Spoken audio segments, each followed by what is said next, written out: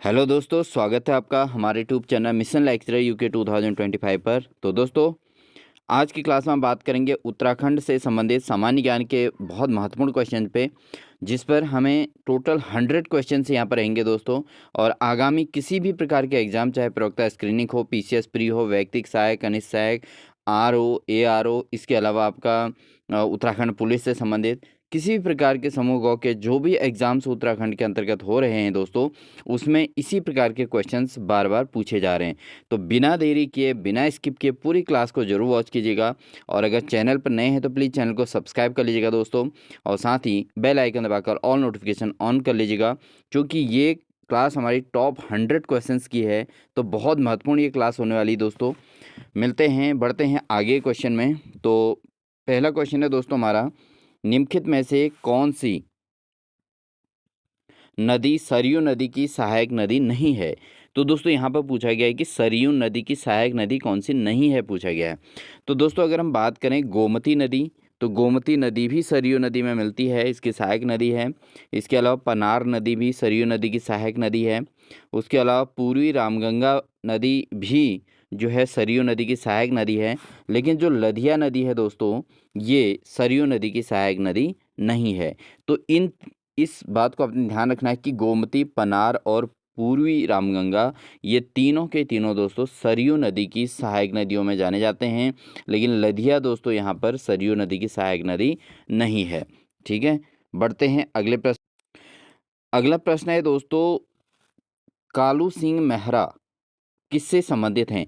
तो दोस्तों बहुत पॉपुलर ये प्रश्न है, बार बार पूछा गया है, प्रीवियस एग्जाम्स में बार बार पूछा गया है। तो कालू सिंह मेहरा क्या है दोस्तों? कालू सिंह मेहरा दोस्तों खिलाड़ी नहीं है, ये एक नाटककार भी नहीं है, स्वतंत्रता संग्राम सेनानी, बिल्कुल सही आंसर है दोस्तों। कालू सिंह मेहरा स्वतंत्रता संग्राम सेनानी रहे हैं, और ये चित्रकार भी नहीं है। तो कुल मिला के कालू सिंह मेहरा का संबंध किससे है दोस्तों? ये एक स्वतंत्रता संग्राम सेनानी रहे हैं उत्तराखंड की ओर से, जिन्होंने भारत की स्वतंत्रता में अपना पूरा योगदान दिया था। बढ़ते हैं दोस्तों अगले प्रश्न में। अगला प्रश्न है, उत्तराखंड का सिंचाई अनुसंधान संस्थान कहाँ स्थित है। तो उत्तराखंड का जो सिंचाई अनुसंधान संस्थान है दोस्तों, वो है आपका रुड़की में। कहाँ है दोस्तों? उत्तराखंड के अंतर्गत जो सिंचाई का अनुसंधान संस्थान है दोस्तों, वो जो है यहाँ रिसर्च होते हैं सिंचाई से संबंधित चीज़ों पर, तो वह है रुड़की में। ठीक है दोस्तों, तो रुड़की में आईआईटी सेंटर भी है। उत्तर इंडिया का आईआईटी जो है जाना माना आईआईटी है रुड़की में। तो वही इसी प्रकार जो है सिंचाई अनुसंधान संस्थान भी रुड़की में है उत्तराखंड के अंदर। बढ़ते हैं दोस्तों एक अन्य क्वेश्चन पे, रूपिन सुपिन किस नदी की सहायक नदी है। तो दोस्तों बिल्कुल यूनिक सा क्वेश्चन है, रूपिन सुपिन और कौन सी नदी की सहायक नदी है दोस्तों? ये है दोस्तों टॉन्स नदी की। तो रूपिन सुपिन किस नदी की सहायक नदी है? ये टॉन्स नदी की सहायक नदी है दोस्तों। ये मोस्ट इम्पॉर्टेंट है, इसको आप जरूर नोट कर लीजिएगा। क्योंकि इस प्रकार के यूनिक क्वेश्चन जो होते हैं, ये किसी भी एग्ज़ाम में आ सकते हैं अचानक, और आपको जो है वहाँ पर बहुत अच्छी हेल्प मिल जाएगी। ठीक है दोस्तों, इसीलिए इस क्वेश्चन को इसमें रखा गया है। बढ़ते हैं दोस्तों अगले प्रश्न में। अगला प्रश्न है, उत्तराखंड में दूसरे राज्यों या केंद्र द्वारा स्थापित जल विद्युत परियोजनाओं में से जो रॉयल्टी के रूप में कितना प्रतिशत विद्युत मिलता है। तो दोस्तों जो उत्तराखंड के दूसरे राज्य या केंद्र द्वारा जो स्थापित जल विद्युत परियोजनाएं हैं, क्योंकि उत्तराखंड के अंतर्गत ऑलरेडी जल विद्युत परियोजना टिहरी डैम है, आपको पता ही है।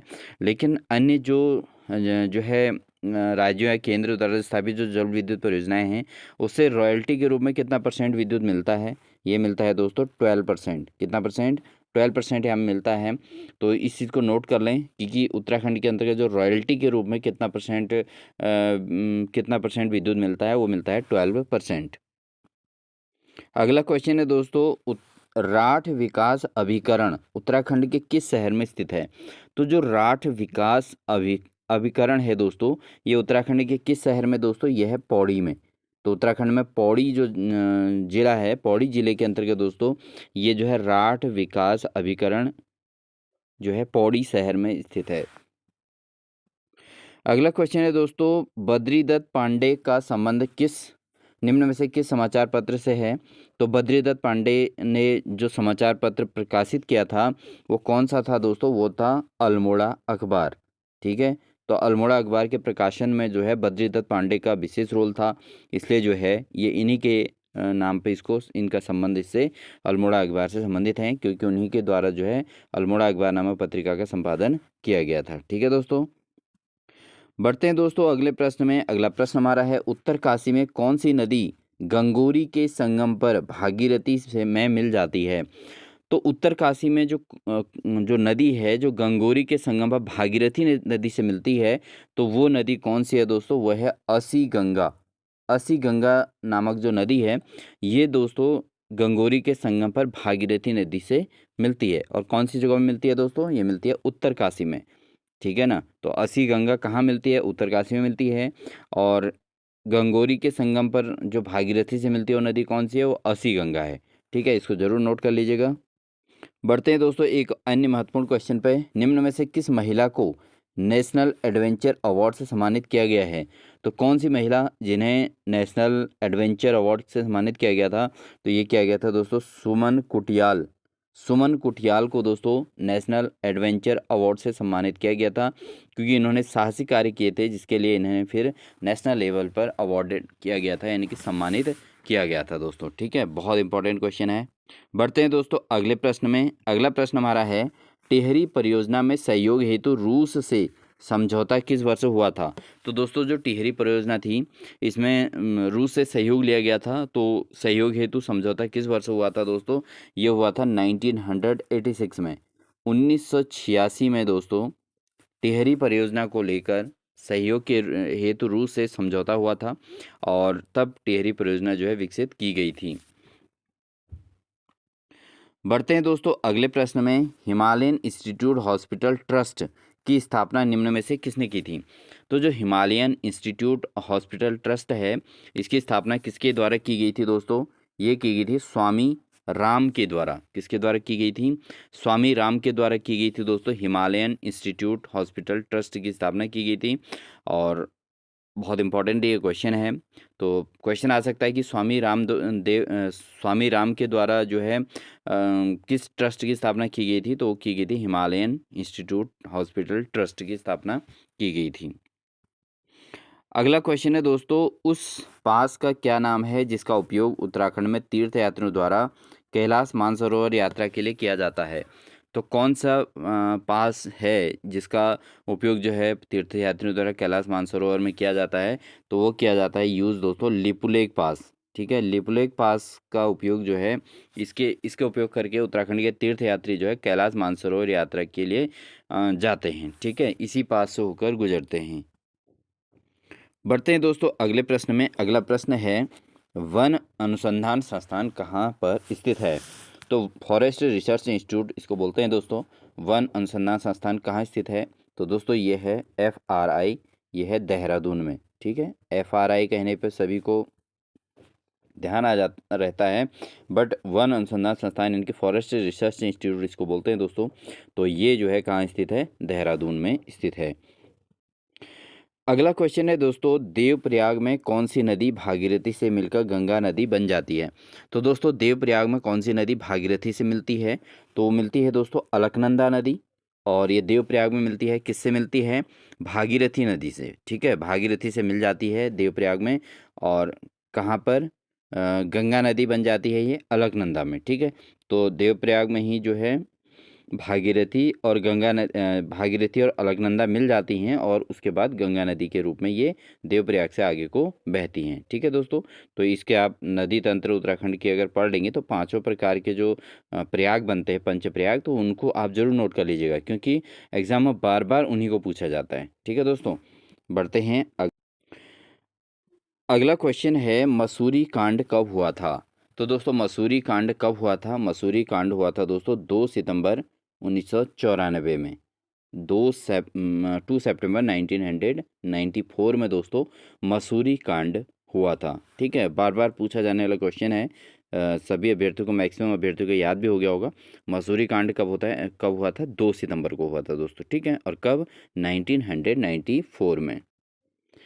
बढ़ते हैं दोस्तों अगले प्रश्न में। अगला प्रश्न है, निम्न में से हरिद्वार में शांति कुंज की स्थापना किसने की थी? तो दोस्तों हरिद्वार की हम बात करें तो यहाँ पर शांति कुंज की स्थापना की गई है और ये किसके द्वारा की गई थी दोस्तों? ये की गई थी पंडित श्रीराम शर्मा के द्वारा। किसके द्वारा? पंडित श्रीराम शर्मा के द्वारा हरिद्वार में शांति कुंज की स्थापना की गई थी। अगला क्वेश्चन है उत्तराखंड राज्य में कांचुला खर्क क्या है? तो कांचुला खर्क है दोस्तों, ये कांचुला खर्क ऐसे होगा। तो कांचुला खर्क क्या है उत्तराखंड में? तो दोस्तों ये है एक कस्तूरी मृग प्रजनन केंद्र। ठीक है, बहुत इंपॉर्टेंट क्वेश्चन है। कस्तूरी मृग प्रजनन केंद्र क्या है दोस्तों? कांचुला खर्क। ठीक है दोस्तों, इसको नोट कर लीजिएगा। बढ़ते हैं दोस्तों अगले प्रश्न में। अगला प्रश्न है उच्च शिक्षा निदेशालय उत्तराखंड के किस शहर में स्थित है? तो जो उत्तराखंड के अंतर्गत जो उच्च शिक्षा निदेशालय है दोस्तों, वो कहाँ स्थित है? वो है नैनीताल में। कहाँ स्थित है? नैनीताल में है दोस्तों उत्तराखंड का उच्च शिक्षा निदेशालय। ठीक है, बढ़ते हैं दोस्तों अगले प्रश्न में। वर्ष 1907 में गढ़वाल भ्रातृमंडल की स्थापना किस स्थान पर की गई थी? तो 1907 के अंतर्गत जब गढ़वाल भ्रातृमंडल की स्थापना की गई थी दोस्तों, वो कौन सी जगह पर की गई थी दोस्तों? यूपी लखनऊ में। ठीक है दोस्तों, कहाँ की गई थी? लखनऊ में की गई थी 1907 में। ठीक है, तो ये किया गया था 1907 में। गढ़वाल भ्रातृमंडल की स्थापना कहाँ की गई थी दोस्तों? वो की गई थी लखनऊ में की गई थी और 1907 में की गई थी। बढ़ते हैं दोस्तों अगले प्रश्न में। अगला प्रश्न है कॉर्बेट पर्यटकों के लिए एक स्विस कंपनी द्वारा उत्तराखंड के किस स्थान पर एक छोटा सा हवाई अड्डा विकसित किया गया है? तो कॉर्बेट पर्यटकों के लिए एक स्विस कंपनी द्वारा जो उत्तराखंड के किस स्थान पर छोटा सा हवाई अड्डा विकसित किया गया है? ये किया गया है दोस्तों बाजपुर में। कहाँ किया गया है? बाजपुर में किया गया है। ये कॉर्बेट पर्यटकों के लिए बनाया गया है और छोटा हवाई अड्डा है, लेकिन स्विस कंपनी के द्वारा ये बनाया गया है क्योंकि उत्तराखंड में जो कॉर्बेट पर्यटक आते हैं उनके लिए सुविधा के दृष्टिकोण से बाजपुर में बना दिया गया है। ठीक है दोस्तों, बढ़ते हैं अगले प्रश्न में। अगला क्वेश्चन है दोस्तों विज्ञान धाम उत्तराखंड के किस शहर में स्थित है? तो दोस्तों विज्ञान धाम है उत्तराखंड में किस शहर में स्थित है? तो बहुत इंपॉर्टेंट क्वेश्चन है दोस्तों, विज्ञान धाम उत्तराखंड में किस शहर में स्थित है? यह है देहरादून में।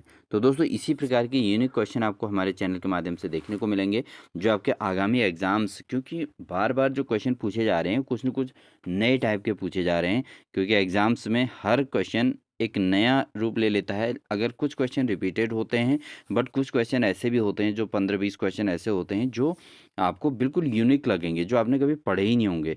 तो इस टाइप के क्वेश्चंस को आप ज़रूर जो है नोट कर लीजिएगा दोस्तों, एग्जाम में काफ़ी हेल्पफुल होंगे आपके लिए। तो विज्ञान धाम कहाँ स्थित है दोस्तों? ये आपका देहरादून में स्थित है। अगला क्वेश्चन है दोस्तों टिहरी किसान कल्याण बैंक की स्थापना किसके द्वारा की गई थी? तो टिहरी किसान कल्याण बैंक की स्थापना किसके द्वारा की गई थी दोस्तों? ये की गई थी कीर्ति शाह के द्वारा। किसके द्वारा की गई थी?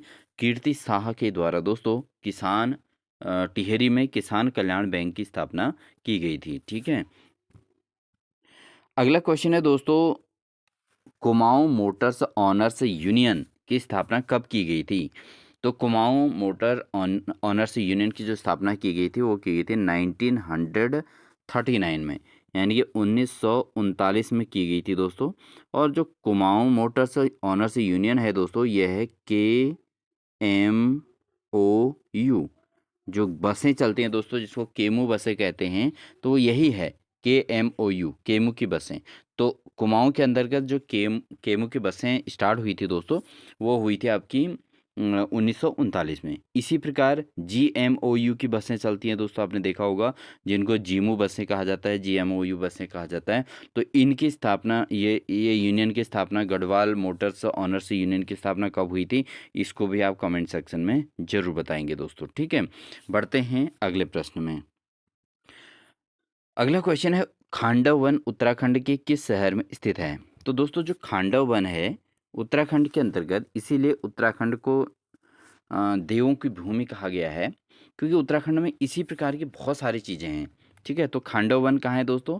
हरिद्वार में है। ठीक है, उत्तराखंड के अंतर्गत आपने देखा होगा देवभूमि, मतलब इसमें बहुत सारी ऐसी-ऐसी चीज़ें हैं उत्तराखंड के अंतर्गत जो घटनाएँ हुई हैं पुराने जो है देव काल से, तो वही चीज़ें इसके अंतर्गत हैं। तो यहाँ पर जो है जो खांडव वन है दोस्तों, ये आपको याद होगा पांडव कौरवों के युद्ध के टाइम की सारी बातें पता होंगी।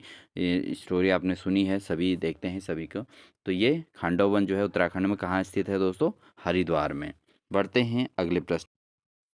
अगला क्वेश्चन है दोस्तों, चंडी प्रसाद को रेमन मैग्सेसे पुरस्कार से किस वर्ष सम्मानित किया गया था? तो दोस्तों चंडी प्रसाद जो भट्ट हैं, चंडी प्रसाद भट्ट, इनको दोस्तों रेमन मैग्सेसे पुरस्कार से सम्मानित किया गया था। और ये किस वर्ष किया गया था? ये किया गया था 1982 में। 1982 में दोस्तों चंडी प्रसाद भट्ट को रेमन मैग्सेसे पुरस्कार से सम्मानित किया गया था 1982 में। बढ़ते हैं दोस्तों अगले प्रश्न में। अगला प्रश्न है, कॉर्बेट राष्ट्रीय उद्यान का क्षेत्रफल कितना है? तो दोस्तों उत्तराखंड के अंतर्गत जो कॉर्बेट राष्ट्रीय उद्यान है नैनीताल जिले में, इसका क्षेत्रफल कितना है? तो इसका क्षेत्रफल दोस्तों 520.82 वर्ग किलोमीटर है। 520.82 स्क्वायर किलोमीटर स्क्वायर। ठीक है, किलोमीटर स्क्वायर इसका जो है कॉर्बेट राष्ट्रीय उद्यान का क्षेत्रफल है दोस्तों। अगला क्वेश्चन है दोस्तों, उत्तराखंड में सर्वाधिक क्षेत्रफल पर खेती की जाने वाली कौन सी दो फसलें हैं? तो दोस्तों उत्तराखंड में जो सबसे ज़्यादा क्षेत्रफल में खेती की जाने वाली दो फसलें होती हैं वो है आपकी गेहूं और चावल। तो उत्तराखंड में गेहूं और चावल का ही उत्पादन सबसे ज़्यादा होता है और ये सर्वाधिक क्षेत्रफल में खेती की जाने वाली दो फसलें कहलाती हैं। ठीक है, गेहूँ और चावल।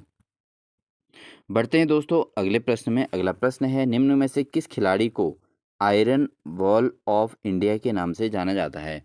तो कौन सा खिलाड़ी ऐसा है जिसको आयरन वॉल ऑफ इंडिया के नाम से जाना जाता है? तो वह है दोस्तों त्रिलोक सिंह बसेड़ा। क्या है दोस्तों? त्रिलोक सिंह बसेड़ा, जिन्हें आयरन वॉल ऑफ इंडिया के नाम से जाना जाता है। तो याद रखें दोस्तों, यूनिक क्वेश्चन है और मोस्ट इम्पॉर्टेंट भी है दोस्तों। ठीक है, आयरन वॉल ऑफ इंडिया के नाम से किनको जाना जाता है? यह है त्रिलोक सिंह बसेड़ा।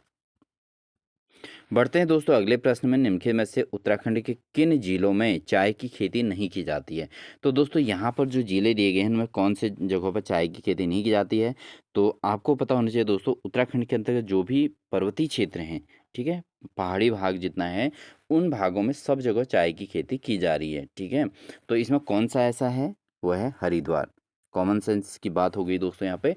कॉमनली आप समझ सकते हैं कि पर्वत मतलब पहाड़ी क्षेत्र जो है, ठीक है, तो पहाड़ी क्षेत्र में हर जगह चाय की खेती की जा रही है, चाहे कहीं पर कम मात्रा में, कहीं अधिक मात्रा में। तो नैनीताल ज़िले में भी की जाती है। ठीक है, चाय के बागान देखने को मिलेंगे आपको। अल्मोड़ा में भी चाय के बागान बहुत से हैं और उसके अलावा चमोली में भी चाय के बागान बहुत अधिक मात्रा में हैं दोस्तों। ठीक है, चाय का उत्पादन होता है। बढ़ते हैं दोस्तों अगले प्रश्न में। उत्तराखंड में प्रजामंडल की स्थापना किस उद्देश्य से की गई थी? तो दोस्तों उत्तराखंड में प्रजामंडल की स्थापना की गई थी और श्री देव सुमन को इसका जो है क्रेडिट जाता है। और जिनको 1944 में जो 84 दिन की भूख हड़ताल करने के बाद जिनकी मृत्यु हो गई थी, तो वो जो है श्री देव सुमन जिन्होंने प्रजामंडल की स्थापना की थी। अब ये किस उद्देश्य से की गई थी दोस्तों? इसका मकसद था जनता को टिहरी राज्य के कुशासन से मुक्त करना। ठीक है, क्योंकि उस समय टिहरी राज्य में जो है टिहरी राज्य था और उस समय उसमें कुशासन चल रहा था शासकों के द्वारा। तो उस कुशासन से मुक्त करने का उद्देश्य था प्रजामंडल की स्थापना करना और प्रजामंडल की स्थापना की गई थी श्रीदेव सुमन के द्वारा। अगला क्वेश्चन है दोस्तों, निम्नलिखित में से चंद्र सिंह गढ़वाली, वीर चंद सिंह गढ़वाली का नाम आपने सुना होगा दोस्तों। वीर चंद सिंह गढ़वाली का जो वास्तविक नाम था वो क्या था? तो दोस्तों वीर चंद सिंह गढ़वाली, जिनको वीर चंद सिंह गढ़वाली नाम दिया गया है, वह हैं एक्चुअल में उनका नाम था चंद्र सिंह नेगी। ठीक है दोस्तों, क्या नाम था? चंद्र सिंह नेगी उनका नाम था और उनको जो है उनके कार्यों के आधार पर वीर चंद सिंह गढ़वाली की उपाधि दे दी गई थी और अब उनको वीर चंद सिंह गढ़वाली के नाम से जाना जाता है। और इनका वास्तविक नाम क्या था दोस्तों? चंद्र सिंह। बढ़ते हैं दोस्तों अगले प्रश्न में। अगला प्रश्न है, निम्नलिखित में से किस विद्रोह को कुमाऊं का बारदोली के नाम से जाना जाता है? तो कौन से विद्रोह को कुमाऊं का बारदोली कहा जाता है? तो दोस्तों जो कुमाऊं का बारदोली कहा जाता है, ये सल्ट को कहा जाता है, क्योंकि सल्ट में बहुत उस समय बहुत बड़ा नुकसान हुआ था। ठीक है, और काफ़ी हमारे जो है वहाँ के रहने वाले लोग जो है मरे थे उसमें, उस घटनाक्रम में। और तो इसको कुमाऊँ का बारदोली के नाम से जाना जाता है और ये जगह कहाँ है दोस्तों? ये सल्ट में है, जहाँ विद्रोह हुआ था। अगला क्वेश्चन है दोस्तों, निम्नलिखित में से गब्बर सिंह नेगी का संबंध किससे है? तो गब्बर सिंह नेगी का दोस्तों जो संबंध है वो है विक्टोरिया क्रॉस। ठीक है, विक्टोरिया क्रॉस गब्बर सिंह नेगी के नाम से भी इनको जाना जाता है। तो गब्बर सिंह नेगी का संबंध किससे हो गया दोस्तों? विक्टोरिया क्रॉस से। ठीक है, बढ़ते हैं दोस्तों अगले प्रश्न में। अगला प्रश्न है, नंद प्रयाग में निम्न में से किन नदियों का संगम होता है? तो दोस्तों मैंने पहले क्लास में आपसे पहले भी कह दिया है कि आप ये नदी संगम जो है पांचों के पांचों याद कर लीजिएगा। तो यहाँ पर पूछा गया है नंद प्रयाग के बारे में, और किन नदियों का संगम स्थल है नंद प्रयाग? दोस्तों यहाँ पर अलकनंदा और नंदाकिनी।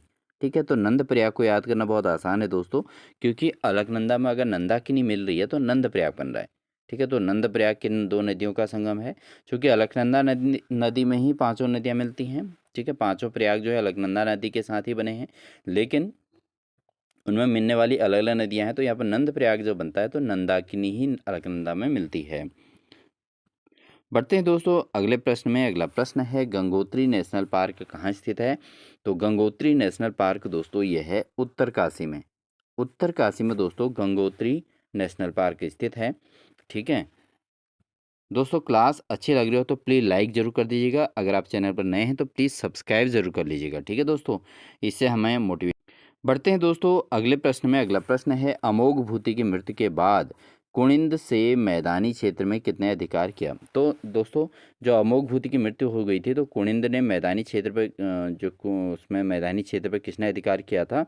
तो वो किया था दोस्तों शकों ने। शक। ठीक है, शक जो थे उन्होंने कुषाण भी नहीं, गुप्ता भी नहीं, मौखरी वंश भी नहीं, शक वंश के जो लोग थे, शक लोग जो थे, उन्होंने अमोघ भूति की मृत्यु के बाद कुनिंद के मैदानी क्षेत्र पर अपना अधिकार कर लिया था। बढ़ते हैं दोस्तों अगले प्रश्न में। अगला प्रश्न है, निम्नलिखित में से कुमाऊं का सबसे बड़ा हिमनद कौन सा है? तो दोस्तों अगर बात करें कुमाऊं का सबसे बड़ा जो हिमनद है या ग्लेशियर है, हिम ग्लेशियर, वह है मिलम। कौन सा दोस्तों? यह है मिलम है दोस्तों। ठीक है, मिलम दोस्तों कुमाऊं का सबसे बड़ा हिमनद के रूप में जाना जाता है। बढ़ते हैं दोस्तों अगले प्रश्न में। अगला प्रश्न है, महाभारत में वर्णित नंदन कानन को वर्तमान में किस नाम से जाना जाता है? तो जो महाभारत में जो नंदन कानन के नाम से जाना जाता है दोस्तों, वो अभी वर्तमान में किस नाम से जाना जाता है? तो दोस्तों ये जाना जाता है फूलों की घाटी के नाम से। ठीक है, तो महाभारत में तो इसको नंदन कानन के नाम से जाना जाता है, लेकिन अब इसका नाम क्या है दोस्तों? फूलों की घाटी, जो कहाँ है दोस्तों? यह है चमोली में। कहाँ है? चमोली में। आप सभी को पता है क्योंकि बहुत ये पॉपुलर क्वेश्चन है। अगला क्वेश्चन है दोस्तों, गढ़वाल वर्णक पुस्तक किसने लिखी थी? तो गढ़वाल का वर्णन करने वाली जो पुस्तक है इसका नाम है गढ़वाल वर्णन। तो इस पुस्तक किसने लिखी गई थी? ये पुस्तक किसके द्वारा लिखी गई थी? तो गढ़वाल वर्णन नामक पुस्तक जो लिखी गई है वो लिखी गई है पंडित हरिकृष्ण रतूड़ी के द्वारा। किसके द्वारा दोस्तों? पंडित हरिकृष्ण रतूड़ी जी के द्वारा गढ़वाल वर्णन नामक पुस्तक लिखी गई है। अगला क्वेश्चन है, चीनी यात्री ह्वेनसांग ने किस वर्ष काशीपुर का दौरा किया था? तो दोस्तों जो चीनी यात्री ह्वेनसांग था, समुद्री मार्ग से भारत आया था। तो इन्हें जो है इन्होंने उत्तराखंड की भी यात्रा की थी। तो काशीपुर का दौरा कब किया था दोस्तों? ये किया था 636 ईसा पूर्व में। ठीक है, 636 ईसा पूर्व में इन्होंने जो है काशीपुर का दौरा किया था, उत्तराखंड के काशीपुर शहर का। बढ़ते हैं दोस्तों अगले प्रश्न में। अगला प्रश्न है, उत्तराखंड के प्रथम मुख्यमंत्री कौन थे? तो उत्तराखंड के जो प्रथम मुख्यमंत्री हैं दोस्तों वह है नित्यानंद स्वामी। ये आप सभी को याद होगा। थोड़ा आसान क्वेश्चंस भी इसमें रखे गए हैं दोस्तों, क्योंकि कॉम्बिनेशन एग्जाम में भी ऐसे ही रहता है। कुछ कठिन क्वेश्चन आ जाते हैं जो बिल्कुल यूनिक होते हैं, कुछ क्वेश्चन ऐसे होते हैं जो बार बार आए हुए होते हैं, और कुछ क्वेश्चन ऐसे होते हैं बहुत ही हल्के होते हैं जिनको कोई भी पेपर देखते हैं। आपने देखा होगा मैक्सिमम जब हम एग्ज़ाम दे के कोई भी अभ्यर्थी बाहर आते हैं तो उसके बाद अगर कोई दूसरा व्यक्ति, थर्ड पर्सन, अगर जिन्हें एग्ज़ाम ना दिया हो, वो देखते हैं तो उनको दो चार क्वेश्चन उसमें आने लग जाते हैं, वो कहते हैं पेपर बहुत सरल आया है। तो ये देख के, ऐसी क्वेश्चन को देख के वो लोग बोलते हैं, क्योंकि बार बार ये रिपीटेड क्वेश्चन होते हैं और कॉमनली सभी के माइंड में होते हैं। तो ऐसे क्वेश्चन भी एग्जाम में आते हैं, लेकिन ये मेरिट में हेल्पफुल होते हैं दोस्तों। ठीक है, तो इसलिए जो है ऐसे क्वेश्चन तो बिल्कुल स्किप होना ही नहीं चाहिए। ठीक है दोस्तों, तो उत्तराखंड के प्रथम मुख्यमंत्री कौन थे दोस्तों? वह है नित्यानंद स्वामी। अगला क्वेश्चन है उत्तराखंड के गांधी किन्हें कहा जाता है। तो उत्तराखंड के गांधी के नाम से कौन जाने जाते हैं दोस्तों, वो जाने जाते हैं इंद्रमणि बड़ौनी। इंद्रमणि बड़ौनी को दोस्तों उत्तराखंड का गांधी के रूप में जाना जाता है। अगला क्वेश्चन है दोस्तों, क्षेत्रफल की दृष्टि से उत्तराखंड का सबसे बड़ा जिला कौन सा है। तो अगर हम एरिया के दृष्टिकोण से देखें तो दोस्तों उत्तराखंड का कौन सा जिला सबसे बड़ा है, तो वह है दोस्तों आपका चमोली। कौन सा जिला, चमोली जिला दोस्तों उत्तराखंड का सबसे बड़ा जिला है क्षेत्रफल की दृष्टि से। और अगर हम बात करें क्षेत्रफल की दृष्टि से सबसे छोटा जिला, तो दोस्तों वह है आपका चंपावत। कौन सा है, चंपावत है दोस्तों। बढ़ते हैं दोस्तों अगले प्रश्न में। अगला प्रश्न है उत्तराखंड में सर्वाधिक अंतर्राष्ट्रीय सीमा रेखा वाला जिला कौन सा है। तो उत्तराखंड में जो सबसे ज़्यादा अंतर्राष्ट्रीय सीमा रेखा वाला जो जिला है, जिसका अंतर्राष्ट्रीय सीमाओं से ज़्यादा मेल है, तो वह है दोस्तों आपका कौन सा, पिथौरागढ़। पिथौरागढ़ दोस्तों आपका ज़्यादा जिलों से जो अंतर्राष्ट्रीय सीमा से जुड़ा हुआ है, नेपाल और तिब्बत इन से जुड़ा हुआ है दोस्तों। तो ये जो है आपका सबसे ज़्यादा अंतर्राष्ट्रीय सीमा रेखा वाला जिला पिथौरागढ़ है दोस्तों। बढ़ते हैं दोस्तों अगले प्रश्न में। उत्तराखंड की दूसरी राजभाषा कौन सी है। तो दोस्तों उत्तराखंड की पहली राजभाषा हिंदी है, और उसके बाद जो दूसरी राजभाषा है वह है संस्कृत। कौन सी भाषा है, संस्कृत को दोस्तों उत्तराखंड राज्य का दूसरी राजभाषा के रूप में जाना जाता है। लेते हैं दोस्तों अगला क्वेश्चन, बहुत इंपॉर्टेंट क्वेश्चन है, मेजरमेंट से संबंधित है, बार बार क्वेश्चन एग्जाम में पूछा जाता है। तो सबसे पहले तो हम इसको मोस्ट इम्पॉर्टेंट नोट कर लेते हैं। तो उत्तराखंड में कृषि भूमि मापने का पैमाना क्या है। तो दोस्तों उत्तराखंड में जो कृषि को भूमि मापी जाती है वो मापी जाती है नाली में। किस में मापी जाती है, नाली में। ठीक है दोस्तों, अलग अलग जगहों का मेजरमेंट अलग अलग है दोस्तों। कहीं कहीं आपने देखा होगा कि गज में मापा जाता है, कहीं मीटर में, कहीं कथा में। बट उत्तराखंड की जो प्रथा है पहले से ही मेजरमेंट की भूमि को मापने की, वह है नाली। अगला क्वेश्चन है दोस्तों, अलकानंद उपत्यका पुस्तक के लेखक कौन हैं। तो अलकानंद उपत्यका पुस्तक के लेखक कौन है दोस्तों, वह हैं शिव प्रसाद डबराल। ठीक है, ये पुस्तक को आप जरूर नोट कर लीजिएगा अपने नोटबुक में दोस्तों। ये क्वेश्चन है अलकानंद उपत्यका। ठीक है, तो इस पुस्तक के लेखक कौन हैं, ये हैं शिव प्रसाद डबराल की रचना है दोस्तों, ये उनके द्वारा लिखी गई बुक है। तो इसको आप जरूर नोट कर लीजिएगा। ठीक है दोस्तों, बढ़ते हैं दोस्तों अगले प्रश्न में। अगला प्रश्न है, निम्न में से किस ताल को उत्तराखंड की उबलती ताल के नाम से जाना जाता है। तो बहुत महत्वपूर्ण क्वेश्चन है दोस्तों कि उबलती हुई ताल के रूप में किस ताल को जाना जाता है उत्तराखंड के अंतर्गत, वह है दोस्तों बया ताल। ठीक है दोस्तों, बया ताल जो है, इस ताल को उबलती ताल के नाम से भी जाना जाता है। बढ़ते हैं दोस्तों अगले प्रश्न में। देहरादून में आरबीआई की शाखा कब स्थापित की गई थी। तो देहरादून में आरबीआई की जो रिजर्व बैंक ऑफ इंडिया की आरबीआई की को कब स्थापित किया गया था, ये किया गया था दोस्तों जून 2006 में। तो जून 2006 में दोस्तों देहरादून में आरबीआई की शाखा स्थापित की गई थी। ठीक है, रिजर्व बैंक ऑफ इंडिया के द्वारा अपनी शाखा देहरादून में भी स्थापित की गई थी, और कब की गई थी, जून 2006 में। बढ़ते हैं दोस्तों अगले प्रश्न में। अगला प्रश्न है, काफल पाको एवं नंदिनी गीत के रचनाकार कौन हैं। तो दोस्तों आपने गाना सुना होगा बीड़ू पाको बारहमासा काफल पाको चैता। तो ये काफल पाको एवं नंदिनी गीत के रचनाकार कौन है दोस्तों, ये हैं चंद्र कुंवर वर्तवाल।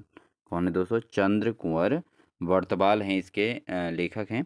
ठीक है, तो आप इसको नोट कर लीजिएगा, काफल पाको और नंदिनी गीत के रचनाकार कौन है, वह हैं चंद्र कुंवर वर्तवाल। ठीक है दोस्तों, बढ़ते हैं दोस्तों अगले प्रश्न में। अगला प्रश्न है, उत्तराखंड की पहली महिला राज्यपाल कौन थी। तो उत्तराखंड के अंतर्गत जो महिला राज्यपाल बनी, पहली राज्यपाल जो बनी थी महिला, वो बनी थी दोस्तों मार्गरेट अल्वा।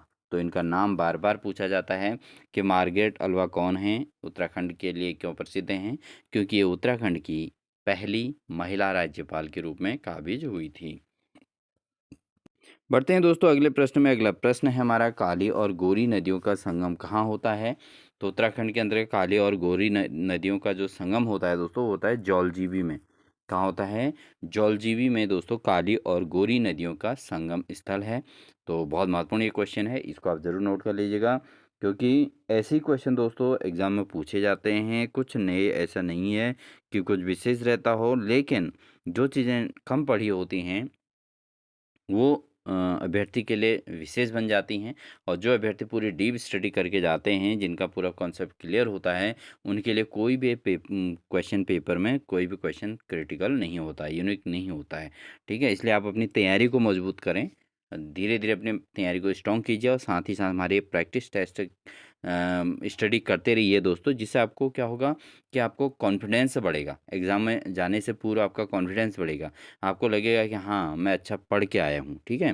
तो इस चीज़ के लिए आपको क्या करना है, प्रैक्टिस टेस्ट जो हमारे द्वारा ये ऑब्जेक्टिव कराए जा रहे हैं, आप इनको ज़रूर करें। और साथ ही दोस्तों, आप क्या करें कि जब आप इसको पढ़ रहे हैं, तो आप क्या करेंगे इसको कि हमारे क्वेश्चन को पढ़ें और उसके बाद ऑप्शन के हिसाब से अपना माइंड में पहले ऑप्शन कर लें। हमारे द्वारा आंसर बताने से पहले ही आप अपने ओर से ऑप्शन क्लियर कर लें, ठीक है? इससे आपका क्या होगा कि आपके आंसर सही होंगे तो आपका कॉन्फिडेंस बढ़ेगा और अगर आपका आंसर गलत हो रहे हो तो आप उतनी मेहनत को और बढ़ाएँगे। आपको पता चलेगा कि आपकी कितनी तैयारी चल रही है, ठीक है दोस्तों?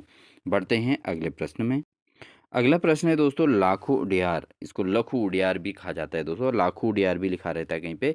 तो लाखों उडियार कहाँ स्थित है दोस्तों? ये है दोस्तों आपका अल्मोड़ा में। कहाँ है लखू उडियार?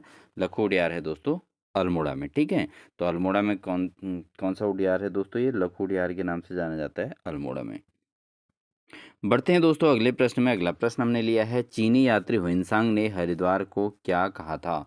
तो दोस्तों जैसा हमने अभी बताया था, पिछले क्वेश्चन में आया था कि चीनी यात्री जो है 636 ईस्वी में, चीनी यात्री जो हुइनसांग है दोस्तों, वो 636 ईस्वी में दोस्तों कश्मीर, सॉरी काशीपुर, कहाँ दोस्तों? काशीपुर में जो है ये आया था। हुइनसांग जो है काशीपुर में आए थे 636 ईस्वी में और ये चीनी यात्री है और समुद्री मार्ग से भारत में आगमन हुआ था, ये आपको याद ही होगा। तो चीनी यात्री हुइनसांग ने हरिद्वार में भी जब यात्रा की थी तो हरिद्वार उनको बहुत अच्छा लगा था और उन्होंने दोस्तों इसको क्या कहा था, नया नाम दिया था मो यू लो, ठीक है? तो ये चाइना की भाषा है दोस्तों, मो यू लो, उन्होंने इसको मो यू लो कहा था दोस्तों, ठीक है? तो आप इसको नोट कर लीजिएगा, एग्जाम में आएगा तो आंसर सही होना चाहिए, मेन मकसद ये होना चाहिए दोस्तों, ठीक है? तो इसलिए नोट कर लीजिएगा। बढ़ते हैं दोस्तों अगले प्रश्न में। प्रजामंडल की मांग को लेकर जन आंदोलन किस शासक के शासनकाल में हुआ था? तो दोस्तों प्रजामंडल की मांग को लेकर जो जन आंदोलन हुआ था वो किस शासक के शासनकाल में हुआ था? तो ये हुआ था प्रजामंडल को लेकर, जो शासक थे उस समय वो थे नरेंद्र शाह। तो नरेंद्र शाह के शासनकाल में प्रजामंडल की मांग को लेकर जन आंदोलन हुआ था और टिहरी प्रजामंडल की स्थापना की गई थी और इसी के लिए जन आंदोलन किया गया था दोस्तों, ठीक है? और तब शासक कौन था? टिहरी में जो कुशासन चल रहा था तो उस समय टिहरी प्रजामंडल का जो शासक था वो था नरेंद्र शाह। बढ़ते हैं दोस्तों अगले प्रश्न में। अगला प्रश्न है किस तिथि को राज्य उत्तरांचल का नाम बदलकर उत्तराखंड कर दिया गया था? तो दोस्तों जैसा कि आपको पता है 9 नवंबर 2000 को उत्तराखंड राज्य का गठन हुआ था और इस राज्य का नाम पहले उत्तरांचल था, बहुत ही सुंदर नाम, उत्तरांचल इसका नाम था और फिर इसका नाम बदलकर उत्तराखंड कर दिया गया था। और ये उत्तराखंड कब किया गया था दोस्तों? ये किया गया था 1 जनवरी 2007 को, ठीक है? तो 1 जनवरी 2007 को जो है उत्तरांचल का नाम बदलकर उत्तराखंड कर दिया गया था। बढ़ते हैं दोस्तों अगले प्रश्न में। अगला प्रश्न है गैरसैंण में राज्य के दूसरे विधानसभा भवन का औपचारिक शिलान्यास कब किया गया था? तो जो गैरसैंण है दोस्तों, इसमें राज्य का दूसरा विधानसभा भवन बनाया गया था और ये जो है गैरसैंण में बनाया गया है, काफ़ी भव्य है दोस्तों और काफ़ी अच्छी जगह पर बना हुआ है। तो इसका जो है औपचारिक शिलान्यास कब हुआ था दोस्तों? ये हुआ था 14 जनवरी 2013 में। कब किया गया था? 14 जनवरी 2013 में जो है इस और इसका गैरसैंण राज्य में दूसरे विधानसभा जो भवन है उत्तराखंड का, उसका औपचारिक शिलान्यास किया गया था 14 जनवरी 2013 में, ठीक है दोस्तों? उम्मीद है आपको ये क्वेश्चंस के आंसर याद भी हो रहे होंगे और जो थोड़ा टफ लग रहे हों, जिनको आपने पढ़ा नहीं हो, उनको आप ज़रूर नोट कर लीजिएगा दोस्तों, क्योंकि खाली बैठ के और से और मैक्सिमम चीज़ें ऐसा भी होता है दोस्तों, सुन के ज़्यादा याद होती हैं, ये भी आप ध्यान रखें, ठीक है? बहुत सारे हर अभ्यर्थी के पढ़ने की, स्टडी करने की मेथड अलग-अलग होती है। कुछों को मतलब बार-बार पढ़ के याद होता है, कुछों को सुन के भी याद हो जाता है। अगर आप किसी चीज़ को 3-4 बार सुन रहे हैं, तो सुनने से भी याद हो जाता है दोस्तों, ठीक है? तो आप अपनी मेथड का यूज़ कीजिए और नोट्स भी बनाते रहिए, ठीक है? अगला क्वेश्चन है दोस्तों कुमाऊं आयरन वर्क कंपनी की स्थापना किस वर्ष हुई थी? तो दोस्तों कुमाऊं आयरन वर्क जो कंपनी है इसकी स्थापना इसकी स्थापना हुई थी दोस्तों 1862 में, 1862 में दोस्तों कुमाऊं आयरन वर्क कंपनी की स्थापना की गई थी। बढ़ते हैं दोस्तों अगले प्रश्न में। अगला प्रश्न है मूर्खली, नथुली और गुलबंद क्या हैं? तो दोस्तों मूर्खली, नथुली और गुलबंद क्या हैं दोस्तों? ये हैं उत्तराखंड में मेनली पहने जाने वाले आभूषण हैं दोस्तों। मूर्खली, नथुली और गुलबंद, ठीक है। बढ़ते हैं दोस्तों अगले प्रश्न में। अगला प्रश्न हमारे पास, गढ़वाल के इतिहास में झांसी की रानी की संज्ञा किसे दी गई है? तो दोस्तों जो गढ़वाल के इतिहास में झांसी की रानी किसको कहा गया है? वो कहा गया है दोस्तों तीलू रौतेली को, ठीक है। तीलू रौतेली जो हैं दोस्तों, ये महिला जो हैं, इनको दोस्तों झांसी की रानी के नाम से जाना जाता है। गढ़वाल के इतिहास के अंतर्गत इनको झांसी के रानी की संज्ञा दी गई है दोस्तों, ठीक है। बढ़ते हैं दोस्तों अगले प्रश्न में। उत्तराखंड उच्च न्यायालय के प्रथम मुख्य न्यायाधीश कौन थे? तो उत्तराखंड उच्च न्यायालय के जो प्रथम मुख्य न्यायाधीश थे दोस्तों, वो थे ए देसाई। ए देसाई दोस्तों उत्तराखंड उच्च न्यायालय के प्रथम मुख्य न्यायाधीश के रूप में जाने जाते हैं। अगला क्वेश्चन है दोस्तों, उत्तराखंड में सर्वाधिक क्षेत्रफल वाला वन्यजीव अभयारण्य कौन सा है? तो दोस्तों कौन सा वन्यजीव अभयारण्य है जिसका क्षेत्रफल सबसे ज़्यादा है? तो दोस्तों वह है आपका केदारनाथ वन्यजीव अभयारण्य। इसका जो है क्षेत्रफल उत्तराखंड के अंतर्गत सबसे अधिक यानी कि सर्वाधिक क्षेत्रफल वाला ये अभयारण्य है दोस्तों, केदारनाथ वन्यजीव अभयारण्य। अगला क्वेश्चन है दोस्तों, उत्तराखंड राज्य में कुल कितने जिले हैं? तो बहुत बढ़िया ये क्वेश्चन है दोस्तों। तो उत्तराखंड में टोटल 13 ज़िले हैं, ये सभी लोग जानते ही हैं। तो इसका ऑप्शन नंबर सी सही हो जाएगा दोस्तों। बढ़ते हैं दोस्तों एक अन्य महत्वपूर्ण क्वेश्चन की ओर। निम्नलिखित में से कौन से मृदा उत्तराखंड राज्य में गन्ने और धान की पैदावार हेतु उपयुक्त है? तो ये गन्ने की पैदावार हेतु बार बार पूछा जाता है दोस्तों। तो इसके लिए जो मिट्टी है, जो मृदा है, वो है तराई मिट्टी। तो तराई मिट्टी दोस्तों गन्ने और धान की पैदावार के लिए बहुत उपयुक्त मानी जाती है, ठीक है दोस्तों। अगला क्वेश्चन है दोस्तों मोस्ट इंपॉर्टेंट क्वेश्चन है, नंधौर दून निम्न में से किस जनपद में स्थित है? तो नंधौर दून दोस्तों ये है नैनीताल जिले में स्थित है। क्योंकि यहाँ पर दून शब्द आया है तो दोस्तों ऐसा लगता है कि जैसे देहरादून इसका सही आंसर होगा, बट देहरादून इसका सही आंसर नहीं होता। इसकी जो है नंधौर दून जो है दोस्तों ये नैनीताल जिले में है, और ये पौड़ी और नैनीताल के लगभग लगभग मतलब इनको संयोजित करती है, ठीक है। तो नंधौर दून जो है नैनीताल जिले के अंतर्गत ज़्यादा है, लेकिन ठीक है, तो इसलिए इसको नैनीताल जिले में ही माना जाता है। बढ़ते हैं दोस्तों अगले प्रश्न में। अगला प्रश्न है, उत्तराखंड के किस जिले में अनुसूचित जनजातियों की संख्या सर्वाधिक है? तो दोस्तों अनुसूचित जनजाति जो हैं वो उत्तराखंड के किस क्षेत्र में है, किस जिले में सबसे ज़्यादा हैं?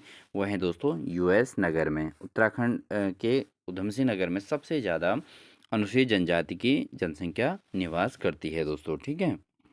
बढ़ते हैं दोस्तों अगले प्रश्न में। अगला प्रश्न है, गंगा को राष्ट्रीय नदी कब घोषित किया गया था? तो इसको मोस्ट इम्पॉर्टेंट की श्रेणी में रखेंगे दोस्तों, कि गंगा नदी को राष्ट्रीय नदी कब घोषित किया गया था? तो ये किया गया था दोस्तों 4 नवंबर 2008 को। तो 4 नवंबर 2008 को दोस्तों गंगा नदी को राष्ट्रीय नदी के रूप में घोषित कर दिया गया था। बढ़ते हैं दोस्तों एक अन्य महत्वपूर्ण क्वेश्चन पर, श्रीयंत्र टापू गोलीकांड कब घटित हुआ था? तो श्रीयंत्र टापू गोलीकांड जो हुआ था दोस्तों, वो हुआ था 1995 में हुआ था। लेकिन अब यहाँ पर 1995 के दो ऑप्शन दिए गए हैं दोस्तों, और ये हुआ था 10 नवंबर को, ठीक है। सितंबर रॉन्ग है, 10 नवंबर को दोस्तों श्रीयंत्र टापू गोलीकांड जो है घटित हुआ था। कब हुआ था? 10 नवंबर को। बढ़ते हैं दोस्तों अगले प्रश्न में। अगला प्रश्न है, श्यामला ताल उत्तराखंड के किस शहर में स्थित है? तो श्यामला ताल जो है उत्तराखंड के किस शहर में स्थित है दोस्तों? तो ये है आपका उत्तराखंड के चंपावत में। कहाँ स्थित है दोस्तों? चंपावत में श्यामला ताल स्थित है उत्तराखंड के अंतर्गत। बढ़ते हैं दोस्तों एक अन्य महत्वपूर्ण क्वेश्चन पर, शिवालिक श्रेणी को प्राचीन काल में किस नाम से जाना जाता है? तो दोस्तों ये शिवालिक श्रेणी जो थी, ये शिवालिक श्रेणी जो है इसको प्राचीन काल में किस नाम से जाना जाता था? अब इसका नाम शिवालिक श्रेणी है, लेकिन पहले इसको किस नाम से जाना जाता था दोस्तों? इसको जाना जाता था मैनाक पर्वत के नाम से। तो मैनाक पर्वत के नाम से किस श्रेणी को जाना जाता था दोस्तों? ये जाना जाता था शिवालिक श्रेणी को मैनाक पर्वत के नाम से पहले इसको जाना जाता था, और अब मैनाक पर्वत का नाम बदलकर शिवालिक श्रेणी रखा गया है। बढ़ते हैं दोस्तों अगले प्रश्न में। उत्तराखंड के प्रथम राज्यपाल कौन थे? तो दोस्तों उत्तराखंड के अंतर्गत जो पहले राज्यपाल बने थे वो बने थे आपका सुरजीत सिंह बरनाला। तो सुरजीत सिंह बरनाला दोस्तों उत्तराखंड के प्रथम राज्यपाल के रूप में जाने जाते हैं। तो दोस्तों आपको अगर वीडियो अच्छी लग रही हो तो प्लीज़ लाइक ज़रूर कर दीजिएगा। साथ ही अगर चैनल पर नए हैं तो प्लीज़ सब्सक्राइब ज़रूर कर लीजिए। बढ़ते हैं दोस्तों अगले प्रश्न में। मोनी की रेती उत्तराखंड के किस जिले में है? तो मोनी की रेती उत्तराखंड में किस जिले में है दोस्तों? ये है टिहरी गढ़वाल में। टिहरी गढ़वाल में है दोस्तों मोनी की रेती। तो बार बार ये प्रश्न पूछा जाता है कि मोनी की रेती उत्तराखंड में कहाँ है। तो ये समूह का बहुत इंपॉर्टेंट क्वेश्चन होता है। तो ये है दोस्तों मोनी की रेती कहाँ है? टिहरी गढ़वाल में। ठीक है दोस्तों, बढ़ते हैं अगले प्रश्न में। अगला क्वेश्चन है दोस्तों हमारा, उत्तराखंड में कितनी नाली कृषि भूमि 1 बीघा के बराबर होती है? अब इस क्वेश्चन को भी आप सोचिए कि एग्ज़ाम में आ ही गया, ये मान के चलिए दोस्तों, क्योंकि ग्रुप सी के अंतर्गत जो भी एग्ज़ाम हो रहा है, उसमें आपको कृषि भूमि के माप से संबंधित एक क्वेश्चन अवश्य मिल रहा है दोस्तों अब। ठीक है? तो कोई भी पेपर उठा लीजिए, सब में इसी प्रकार के क्वेश्चन आ रहे हैं, चाहे वो क्वेश्चन कुछ भी हो बट आएगा ज़रूर मेजरमेंट से संबंधित। ठीक है? तो यहाँ पर उत्तराखंड में कितनी नाली भूमि कृषि भूमि पर 1 बीघा के बराबर माना जाता है? तो दोस्तों ये है 12। अगर 12 नाली कृषि भूमि होगी तो उसको बोला जाएगा 1 बीघा। तो 1 बीघा में कितनी नाली होती है दोस्तों? वो होती है 12 नाली। ठीक है? बढ़ते हैं दोस्तों अगले प्रश्न में। 1824 में उत्तराखंड में चाय की खेती किसके द्वारा शुरू की गई थी? तो 1824 में जब उत्तराखंड में चाय की खेती की गई थी तो किसके द्वारा की गई थी दोस्तों? की गई थी बिशप हेवर के द्वारा। किसके द्वारा? बिशप हेवर के द्वारा ये चाय की खेती उत्तराखंड में 1824 में सबसे पहली बार की गई थी। 1824 में चाय की खेती की गई थी और ये शुरुआत थी। और किसके द्वारा की गई थी दोस्तों? ये की गई थी बिशप हेबर के द्वारा। ठीक है दोस्तों, बिशप हेबर। बढ़ते हैं दोस्तों एक अन्य क्वेश्चन पर। उत्तराखंड राज्य में कितने विकास खंड हैं? तो बहुत अच्छा क्वेश्चन है। तो उत्तराखंड राज्य के अंतर्गत टोटल दोस्तों 95। ठीक है, कितने विकास खंड हैं टोटल? 95 विकास खंड हैं दोस्तों उत्तराखंड के अंतर्गत। बढ़ते हैं दोस्तों अगले प्रश्न में। अगला प्रश्न है, मत्स्य नीति उत्तराखंड में कब लागू की गई थी? तो उत्तराखंड के अंतर्गत जो मत्स्य पालन से संबंधित जो नीति लागू की गई थी दोस्तों वो की गई थी 2002 में। 2002 में दोस्तों उत्तराखंड में मत्स्य नीति जो है प्रारंभ की गई थी। ठीक है दोस्तों, बढ़ते हैं अगले प्रश्न में। अगला प्रश्न है दोस्तों, महात्मा गांधी ने उत्तराखंड के किस स्थान को भारत का स्विट्जरलैंड कहा था? तो महात्मा गांधी ने उत्तराखंड के किस किस स्थान को भारत का स्विट्जरलैंड कहा था? तो ये कहा था दोस्तों कौसानी को। कौसानी दोस्तों जो जगह है उत्तराखंड की बहुत अच्छी जगह है। आप लोग भी घूम के आए होंगे बट अगर नहीं घूमे हैं तो आप ज़रूर देख के आइएगा कि कौसानी दोस्तों ये भारत का स्विट्जरलैंड इसको महात्मा गांधी ने कहा है, क्योंकि महात्मा गांधी ने यहाँ पर जो है काफ़ी लंबे टाइम यहाँ पर रहे थे। और अनासक्ति योग टीका जो दोस्तों इन्होंने कौसानी से ही लिखना प्रारंभ किया था। तो काफ़ी अच्छी जगह है, आप सभी लोग वहाँ जा सकते हैं, पर्यटक स्थल है उत्तराखंड का। ठीक है, बढ़ते हैं दोस्तों अगले प्रश्न में। अगला प्रश्न है, उत्तराखंड के निम्न कस्बों में से कौन सा कस्बा मैदानी क्षेत्र में स्थित है? तो कौन सा कस्बा जो है मैदानी क्षेत्र में स्थित है? अगर रुड़की लक्सर की बात करें तो दोस्तों ये मैदानी क्षेत्र में आता है। खानपुर चानापुरी ये भी मैदानी में है। मंगलौर और लांघोरा ये भी मैदानी है दोस्तों। ठीक है, तो तीनों के तीनों मैदानी हैं दोस्तों ये। तो उत्तराखंड में ये तीनों जो हैं मैदानी कस्बों के रूप में जाने जाते हैं, मैदानी क्षेत्र के अंतर्गत आते हैं। बढ़ते हैं दोस्तों अगले प्रश्न में। अगला प्रश्न हमारा है, बुग्याल उत्तरकाशी के किस जिले में स्थित है? तो दोस्तों ये जो है जो बुग्याल हैं इनमें नाम दिए गए हैं, इनमें से कौन बुग्याल जो है उत्तरकाशी में स्थित हैं? तो दोस्तों इसमें है दयारा बुग्याल। दयारा बुग्याल दोस्तों उत्तरकाशी जिले में स्थित है। तो यहाँ पर कौन सा बुग्याल उत्तरकाशी जिले में स्थित है, ये क्वेश्चन है। तो ये है दोस्तों दयारा बुग्याल। कौन सा बुग्याल दोस्तों? ये है दयारा बुग्याल। ठीक है, उत्तरकाशी में स्थित है दोस्तों ये।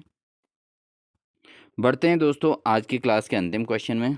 उत्तराखंड उच्च न्यायालय कहाँ स्थित है? तो बहुत आसान सा प्रश्न है दोस्तों, उत्तराखंड का उच्च न्यायालय हाई कोर्ट कहाँ स्थित है? तो दोस्तों ये है नैनीताल जिले में स्थित है दोस्तों उत्तराखंड का हाई कोर्ट। ठीक है दोस्तों, तो दोस्तों ये थी हमारे उत्तराखंड से संबंधित मोस्ट इंपॉर्टेंट क्वेश्चन की प्रैक्टिस सेट। और आपको ये हमारी क्लास कैसी लगी ज़रूर बताइएगा। साथ ही अगर चैनल पर नए हैं तो प्लीज़ चैनल को सब्सक्राइब कर लीजिएगा। साथ ही दोस्तों अगर वीडियो अच्छी लगी हो तो लाइक ज़रूर कर दीजिएगा।